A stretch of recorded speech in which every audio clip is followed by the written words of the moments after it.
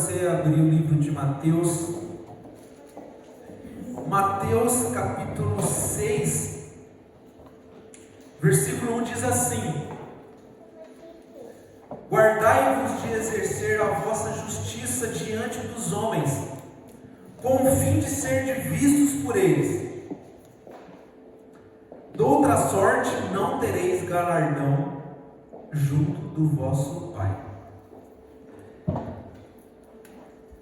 O tema dessa noite vem de encontro com essa passagem tão simples e tão breve, do cuidado que o próprio Jesus disse para nós nos guardarmos de nós não queremos fazer justiça diante dos homens, porque ao contrário disso nós perderíamos o nosso galardão.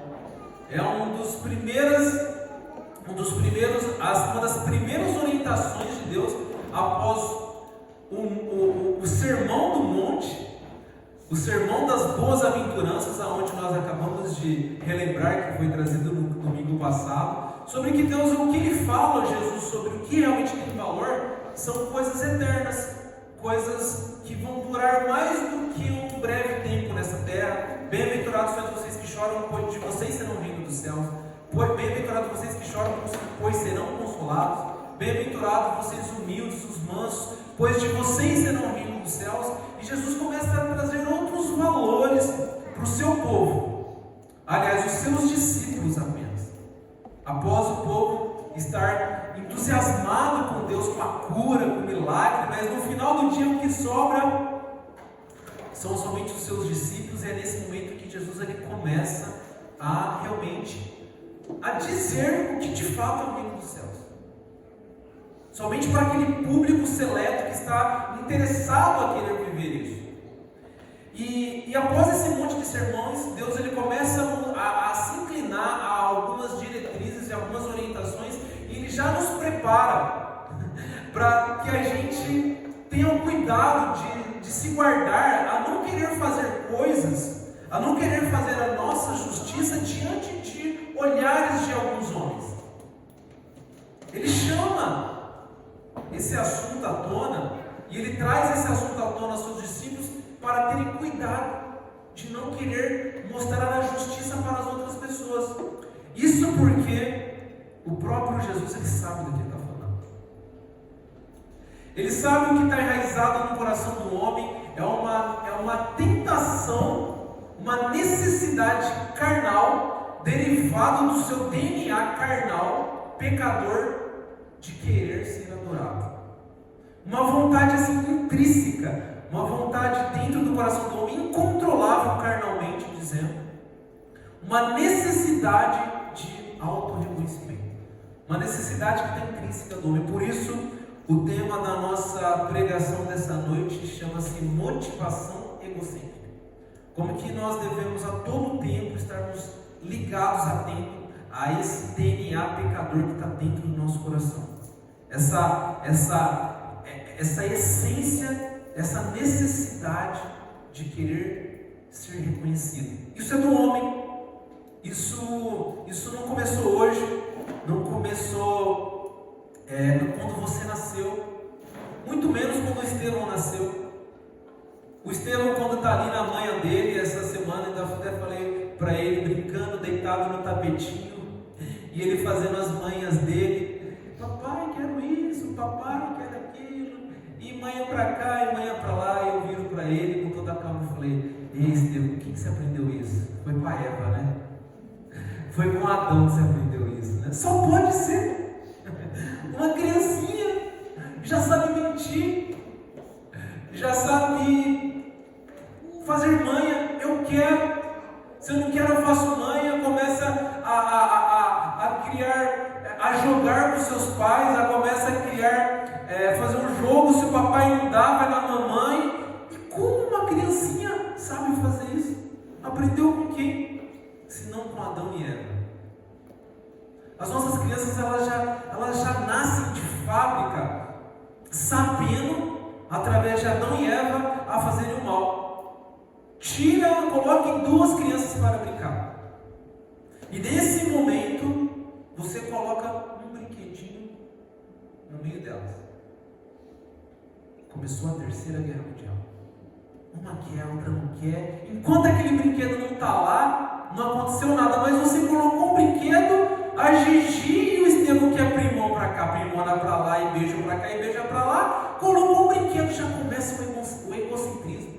Já começa a rebeldia, eu quero, é meu, me dá, não me dá, não importa se é irmão, se é primo, se é criança, se cresceu junto. Já vem à tona essa necessidade do ser humano de querer ser reconhecido. Eu quero, eu determino, se não for do meu jeito, eu reclamo. Isso é da natureza carnal do homem, que não começa no coração da Eva. Ela veio um pouquinho antes, narrado no livro 1 de Ezequiel, no capítulo 28, ele começa a narrar uma figura esplêndida, uma figura bela, perfeita. Você era o sinete da perfeição. Ou seja, eu combinei com você, foi cravado, foi autenticado, sinetado a perfeição com você. Tu eras perfeito nos seus caminhos, de pedras cobriam toda a sua formosura, o jaspe, o ônix, o carbúnculo, a zafira, o diamante. De ouros eram os seus ornamentos, os seus engates. Perfeito eras, ó querubim da guarda ungido. Tu eras perfeito nos seus caminhos, até que na multiplicação do seu comércio foi encontrado um tipo de iniquidade. E aí, agora em Isaías 14, ele começa a narrar, não agora o início, não a característica desse ser, mas ele começa a narrar a queda desse ser, o que irá acontecer com ele. Ele fala: agora a terra está sossegada, foi quebrado o cedro dos perversos. Ele narra em Isaías 14 o espanto da profecia dos homens que verão a queda dele e fala: é você que delimitava as nações? Era você um homem que comandava os reis e príncipes dessa terra?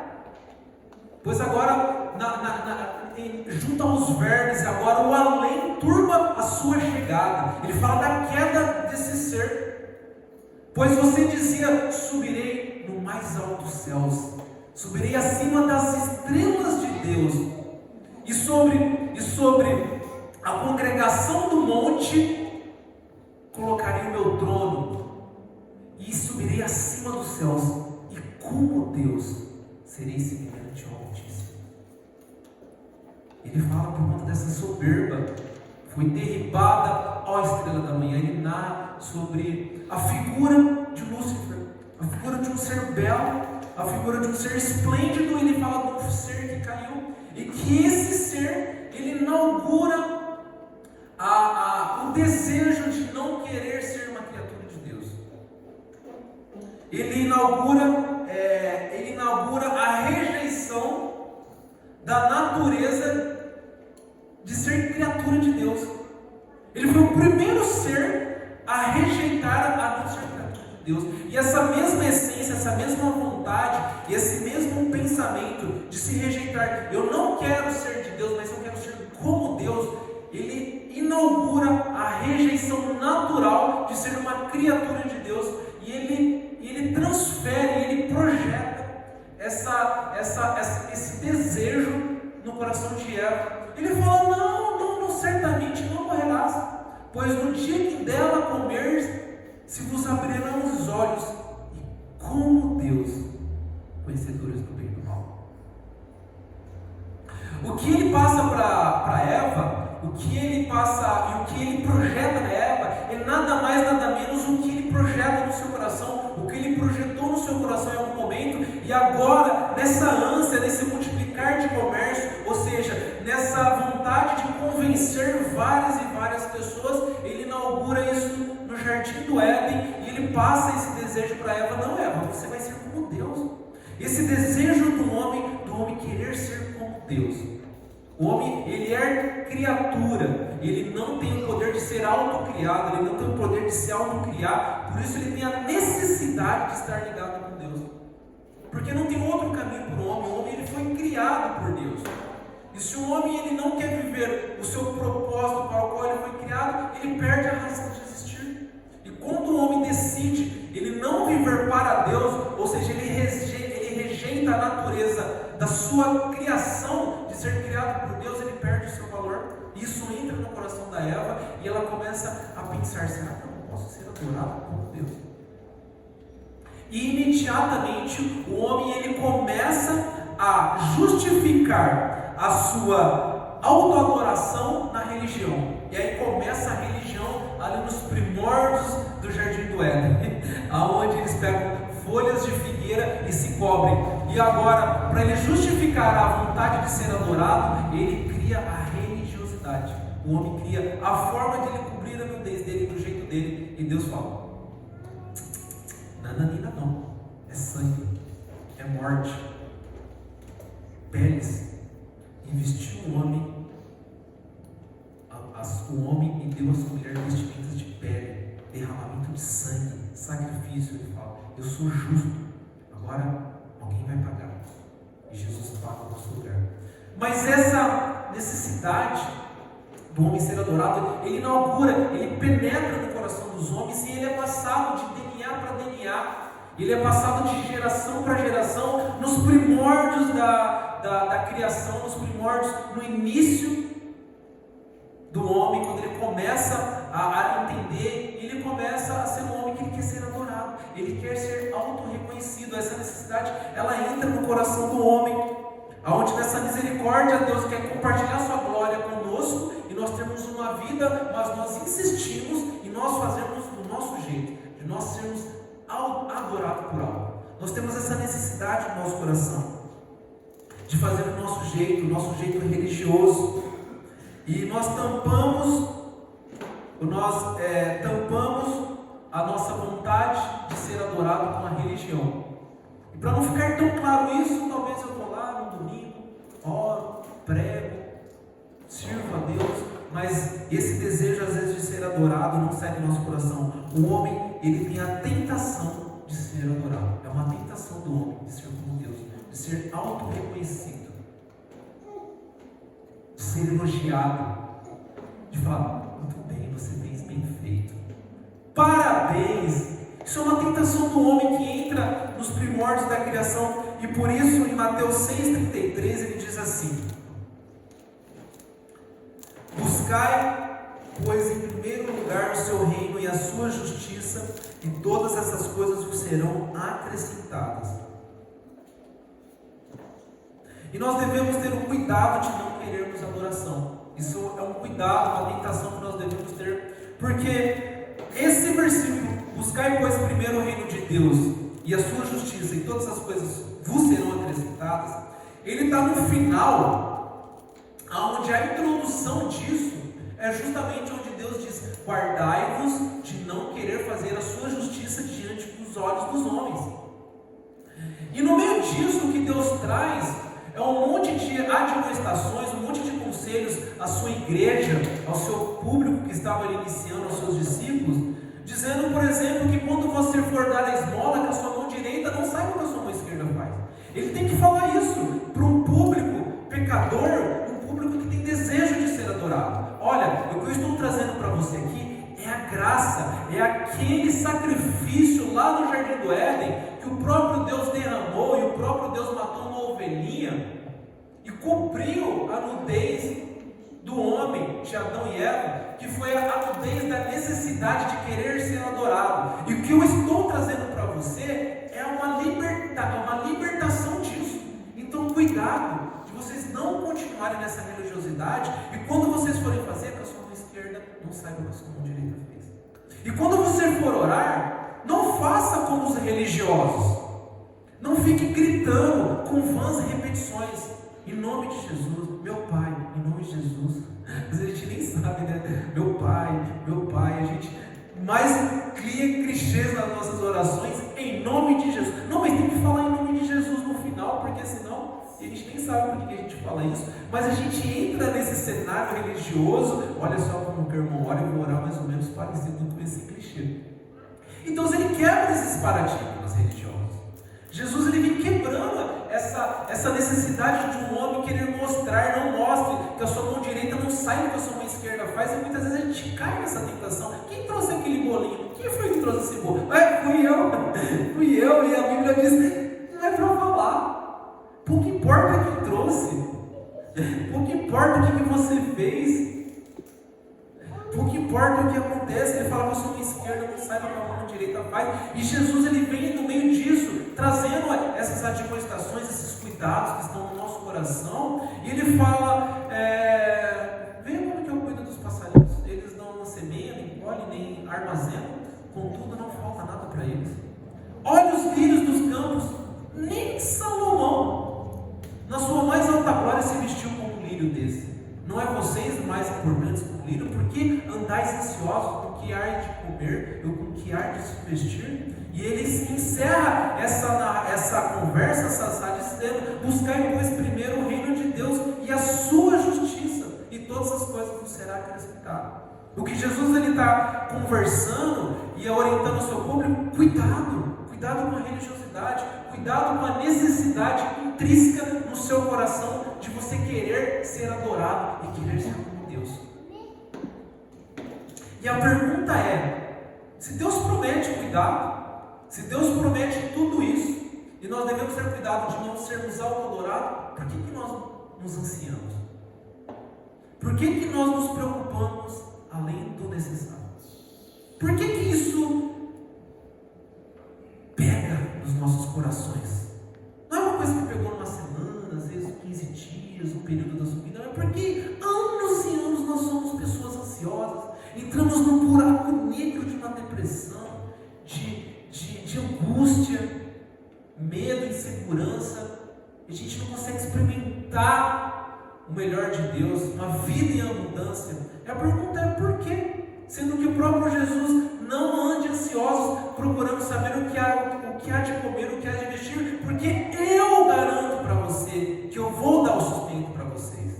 Eu não vou dar o que você deseja, o que você quer, como você quer ser adorado, como você quer ser reconhecido, mas eu te garanto que eu vou te dar as suas necessidades, assim como o próprio apóstolo diz, Paulo: bendito seja Deus que nos garante todas as nossas necessidades e não as nossas vontades. O problema é que pela vontade e desejo carnal de nós sermos e querermos sermos adorados, nós caímos numa ânsia de querermos termos os nossos desejos atendidos. E aí nós caímos nessa vontade minha, como Deus, algum reconhecimento, alguns bens. Eu quero uma pessoa, eu quero um reconhecimento no meu trabalho, eu quero um reconhecimento da minha esposa, eu quero um reconhecimento do meu marido, eu quero um reconhecimento da minha igreja. Essa necessidade começa a pegar a gente, e quando a gente não tem, a gente se anseia por essas coisas. A gente se anseia por coisas que vão atender essa vontade de sermos adorados. E a palavra ansiedade, ela vem do grego derivado, o significado dela grego é estrangulamento. A ansiedade, ela vem nos estrangulando, ela estrangula a nossa vida ao ponto de nós desejarmos e termos desejo e ânsia pelas coisas e vontade de sermos como Deus. E quando a gente não tem as coisas como Deus, nós não somos adorados. Nós, como uma criança, nós muitas vezes fazemos a manha, nós ficamos ansiosos e nós buscamos essas coisas. E por que nós não adoramos Deus ao tempo todo? Sendo que se Deus tem que ser adorado, por que quando as coisas não dão certo, ou quando as coisas estão erradas, nós não adoramos Deus do mesmo jeito? Sendo que a nossa necessidade é adorar a Deus e não a nós, por que nós não adoramos Deus no final do dia ruim? Muitas vezes numa semana difícil, às vezes com problemas de saúde na família, às vezes você não bateu a meta naquele dia, você não bateu sua meta de vendas, você não fechou seus contratos, você não teve um bom dia de trabalho, você não produziu, você teve algum prejuízo, e no final do dia você fala: glória a Deus, Deus seja louvado por isso, independente da situação. Porque no final do dia, muitas vezes com doença na família, a gente vem: Deus seja louvado, glória a Deus. Porque muitas vezes no final do dia, com todos os problemas que você planejou, não foi alcançado, e você no final do dia você dorme e fala: Deus, muito obrigado, o Senhor deu, o Senhor tirou, contudo seja adorado o seu nome. Deus seja louvado, obrigado, Deus. Por que nós não temos isso? E muitas vezes nós reclamamos. E a palavra reclamar é uma palavra também muito provocativa. Porque se não formos entender o que é a palavra reclamar, é a atividade de eu clamar a Deus por algo. Deus, por favor, me ajude. Sara, me salva, me ajude nessa questão, nessa dificuldade financeira, me ajuda a bater a meta, me ajuda a me recuperar, me ajuda a ter isso. E eu clamo, entrego isso a Ti. E muitas vezes Deus diz não. E a gente reclama. A gente clama novamente a Deus. Deus, mas eu quero isso. Por que, Deus? Mas eu não queria desse jeito. E eu clamei ao Senhor, por isso eu estou reclamando novamente ao Senhor. Eu quero isso. E nós passamos a tomar o lugar de Deus. E nós queremos ser como Deus. E nós queremos ser adorados. Nós queremos os nossos anseios atendidos. Isso traz um peso, traz um fardo. E a reclamação, ela está muito intrínseca nesse sentido de nós não estarmos conectados com Deus. Porque todo aquele que não adora a Deus, ele vai procurar ser adorado. Aquele que não tem Deus como seu grande fonte de adoração e fonte de vida, ele vai adorar algo. Ele vai adorar uma esposa, um filho, um ministério, uma igreja, e vai apoiar a sua adoração em coisas falhas. E todas essas coisas falhas, elas não serão capazes de preencher o coração do homem que tem a necessidade de ser preenchida por Deus. E logo essa pessoa, ela vai reclamar. Deus, mas eu queria que minha esposa, eu queria que meu marido, eu queria que minha igreja, eu queria que meu pastor. Essas coisas, elas são incapazes de preencher o coração do homem. E quando você busca adoração, você busca preencher, você não adora Deus, você não se conecta com Deus, você vai buscar conexão em outras coisas. E você vai querer que essas coisas te preenchem. E por essas coisas não te preencher, um filho não preencher, uma esposa não preencher, um trabalho não preencher, isso vai faltar. Isso vai trazer ansiedade. E Deus fala: buscai, pois, primeiro o reino de Deus e a sua justiça. Ele fala: foque em Deus, foque em mim, me adora. Foi para isso que você foi criado. E a nossa tentação é lutar contra isso. A nossa tentação é lutar contra as nossas vontades. Como Deus, o que eu posso receber? E ao passo que eu não sou reconhecido, eu vou entrando numa esfera de ansiedade. Ao passo que eu não vou tendo os meus reconhecimentos, não vou tendo os meus desejos atendidos, eu não vou sendo adorado, eu vou entrando numa esfera de ansiedade sem fim, necessidade de conexão. Se você não adora a Deus, você vai ter vontade de ser adorado. Esse é um fato. E você vai ter vontade de ter as coisas do seu jeito. Esse é o grande problema. Por isso o tema da mensagem é motivação egocêntrica. Onde estão as nossas motivações? O motivo da nossa ação. Por que eu venho para a igreja? Por que eu casei? Por que eu tenho um filho? Tudo isso tem um motivo. E tudo isso passa pela pessoa e da adoração de Jesus Cristo. Você adora Jesus no seu casamento. Você adora Jesus na educação do seu filho. Você adora Jesus nas suas finanças. Você adora Jesus na sua igreja. E quando o Jesus não é a fonte de adoração, tudo isso sai fora do lugar. Tudo isso passa a ser uma religiosidade, passa a ser uma folha de figueira. Não tem o poder de restaurar, e não tem o poder de reconectar a vida. Por isso ele fala: cuidado, se abstenha de exercer a sua justiça diante dos olhos dos homens. Cuidado, Deus ele começa esse papo nesse sentido. Cuidado com esse desejo de querer mostrar, de querer ser adorado, ser reconhecido. Pois eu cuido de você, Deus fala. E o que você deve se concentrar é: busque primeiro o reino de Deus, e todas as coisas serão acrescentadas. Por isso que nós não podemos fazer do nosso jeito. Por isso mulheres do Senhor não podem fazer do seu jeito. Por isso, esposas do Senhor não devem, aliás, ser inteligentes, sábias ao ponto de entender que elas adoram tanto a Deus, elas entregam tanto suas vidas a Deus, que elas podem com toda tranquilidade falar que eu sou submissa, e eu respeito, e eu vou respeitar o meu marido, porque não é do meu jeito. Do meu jeito, eu vou querer, do meu jeito carnal, do meu jeito do DNA de Eva, eu vou querer dominar. Do meu jeito, eu vou querer eu ser reconhecida, eu quero ser adorado, ele tem que me amar, ele tem que me falar que me ama, ele tem que ficar comigo. O seu desejo será para o seu marido, mas o seu marido te dominará.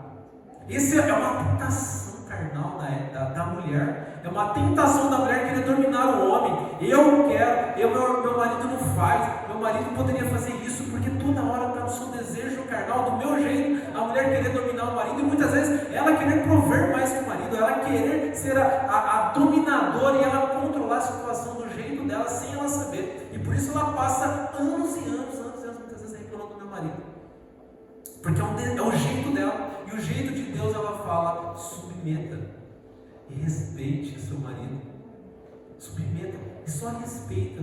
E a mulher, e por isso, do jeito de Deus, ele fala: a mulher sabe, ela edifica o lar. Do jeito de Deus, a mulher sabe, ela constrói o lar sem fazer nada, somente por respeitar o marido. E Deus fala poucas coisas para a mulher: honra, respeita e fica quieta. E ele fala: desse jeito, sabe o que você faz? Você edifica o lar.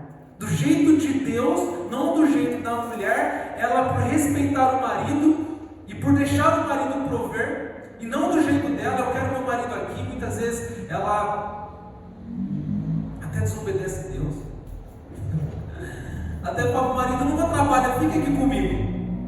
Fala: não obedece a Deus não, me adore, não vai prover não, fica aqui comigo. No sábado você vai trabalhar, no sábado você vai trabalhar à noite, e você vai me deixar do meu jeito, você não vai me adorar, eu não vou ser a grande adoração sua.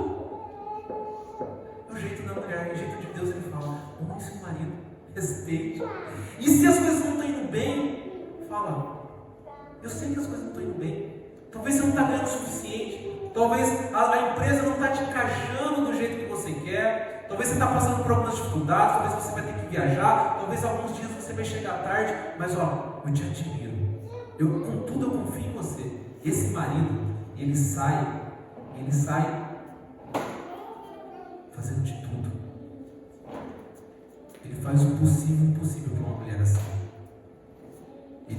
Se você falar e honrar e respeitar o seu marido, ele vai ser um homem de Deus, porque está no DNA do marido amar. Ele fala para o homem agora: homem, ame a sua esposa. Está no DNA do homem se entregar, amar, assim como eu amei a igreja, e assim se entregou por ela. Cristo amou a igreja morrendo, e está na essência do marido ele morrer pela mulher. E muitas vezes ele não vai para a mulher porque ele não vê sentido. É uma mulher que não deixa ele morrer, é uma mulher que não deixa ele trabalhar, é uma mulher que não deixa ele prover, não deixa ele ser o líder, não deixa ele amar ela. Ela não quer ser amada, mas ela quer ser adorada. E do jeito de Deus ele fala: deixa seu marido te amar. O seu marido, ele nasceu para amar. E agora, no jeito do homem, ele é um homem que faz do seu jeito. Ele quer ser adorado. Ele trata a mulher como um objeto. É o jeito do homem. É um objeto. É uma própria consciência carnal no subconsciente de justamente punir a mulher. Você que pegou a árvore, você que pegou o fruto, você que deu para o meu ancestral Adão, e você é culpado, e por isso no subconsciente carnal do homem, a todo momento, do jeito dele, ele quer punir a mulher, e ele trata a mulher como um objeto. Trata a mulher como uma fonte de prazer. Tá vendo? Eu já peguei já. Já peguei.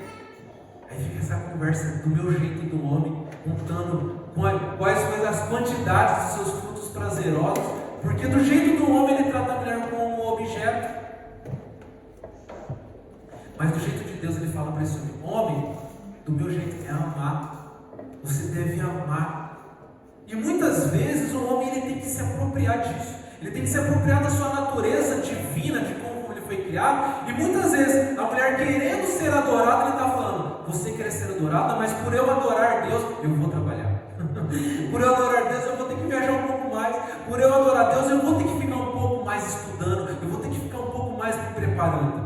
Não é porque eu não te amo, não é porque eu não quero ficar assistindo um filme com você, não é porque eu não quero sair com você, mas é que eu tenho que prover para você, e eu tenho que adorar o meu Deus, e o meu Deus fala para eu cuidar e amar você, e requer que muitas vezes eu tenha que abster, eu tenho que trabalhar. E agora o jeito do homem de Deus é obedecer a Deus, e não adorando a mulher e confiando em Deus. Ele fala: eu vou deixar o seu problema com Deus, eu vou te amar e eu vou te cuidar.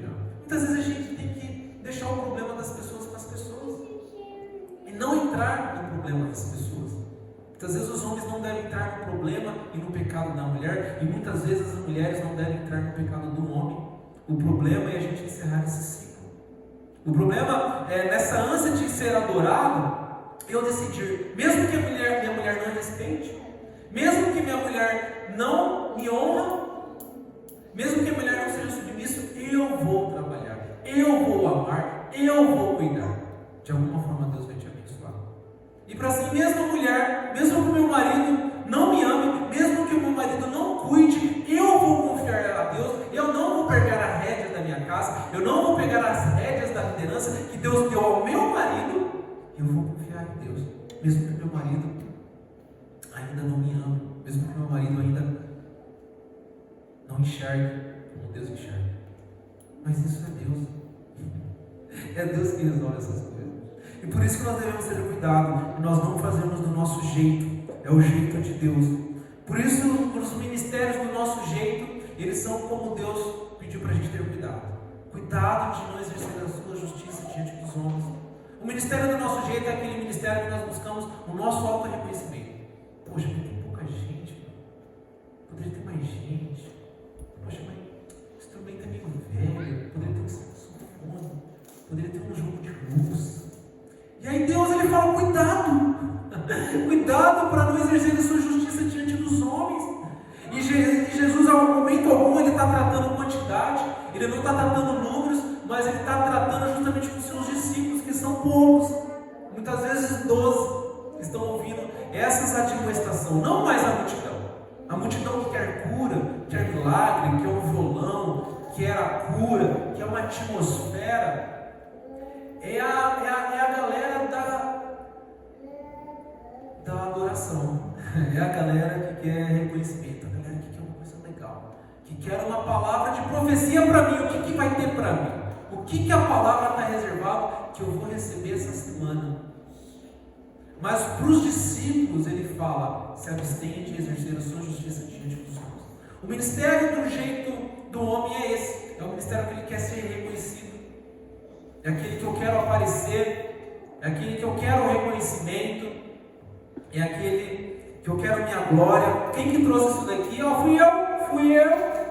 Quem que fez isso? Fui eu. Esse é o ministério do nosso jeito. É o meu benefício. O que a igreja tem que fazer por mim? Quantas pessoas têm? É a tentação nossa de quantidade, de quantas pessoas estão me vendo. Essa tentação tem que ser trabalhada nos nossos corações. O jeito de Deus é o jeito de você amar. O ministério do jeito de Deus é aquele ministério que você ama. Que você vai lá: e aí, Yasmin? E aí, Maria José? E aí, Maurinho, como foi sua semana? E aqui que você acorda cedo no sábado, hoje eu poderia estar dormindo mais tarde. Eu poderia estar sendo auto-reconhecido, mas o jeito de Deus é que por amor, porque Deus me amou, eu vou amar as pessoas. Eu vou lá naquela escola, eu vou lá naquela casa, eu vou lá naquela pessoa, eu vou lá naquele vizinho. É o jeito de Deus, é o jeito que você se importa para as pessoas, mesmo não querendo. Ele morreu na cruz. Pai, se for possível, faça de mim esse cálice, mas contudo, seja feita a sua vontade. E a vontade de Deus foi que, além de ele morrer na cruz, ele descesse para o inferno. Assim como diz Paulo em Efésios 4, senão aquele que desceu e foi nas profundezas do inferno, para que você não fosse nesse lugar. Ele fez mesmo não querendo. O ministério do jeito de Deus é esse. É aquele que você ama, que sacrifica, que você investe, mesmo as pessoas não falando. quietinho, ó, ajuda quietinho, vai lá, ora, visita e não fala para ninguém. Esse é o jeito de Deus. É aquele que você vai. Muitas vezes a gente nem sabe quem foi, quem fez, quem pintou, quem limpou, quem arrumou, quem visitou. Quando foi feito, já foi feito. Você sabe por acaso que alguém fez. É o jeito de Deus. É o jeito de se importar com as pessoas. Eu vou orar por você. Vou lá no vizinho. Tá tudo certo aí? Eu vou orar por você. Quão bom e agradável viver juntos os irmãos. É aquilo que a gente ama, aquilo que a gente faz. É o jeito de Deus. Se importar. Se importe por alguém essa semana. Visite alguém essa semana. Ajude alguém essa semana. As obras são incapazes de te salvar. Mas mostre as suas obras, que eu te mostraria a minha fé. As suas obras, elas te confirmam o quanto você é grato para Deus.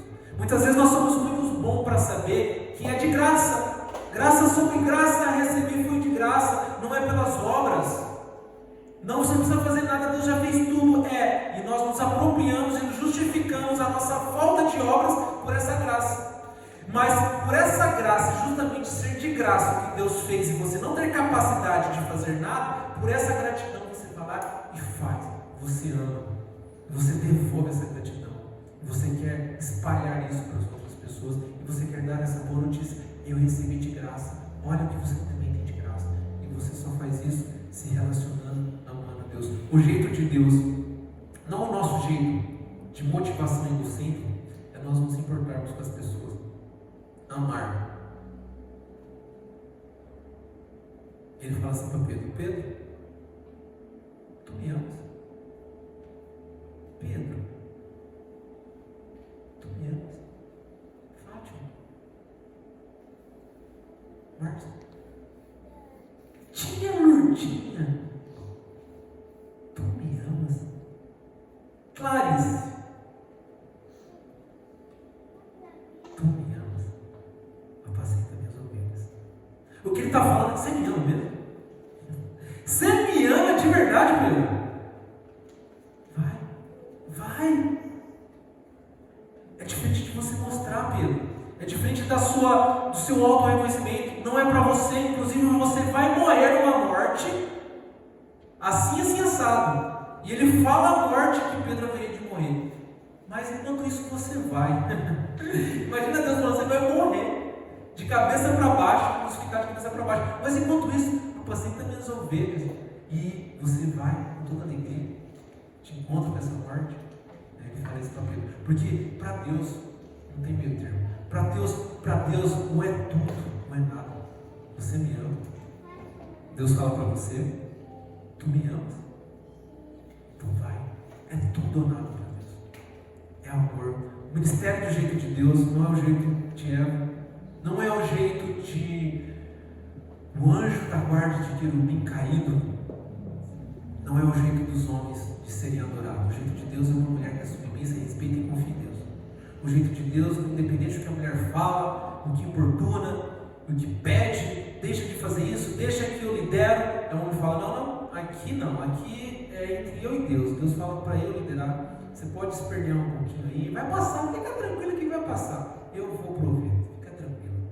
Deixa eu viajar, deixa eu trabalhar, deixa eu me programar, deixa eu buscar. O jeito do ministério de Deus é esse, é você amar. O jeito de Deus é você entregar tudo. Tu me amas? Não pense em você. Não seja uma motivação para a sua adoração, para o seu auto-reconhecimento. Mas adore Deus, apacente as suas ovelhas e ame as pessoas, se importe com as pessoas. Amém, irmãos? Amém.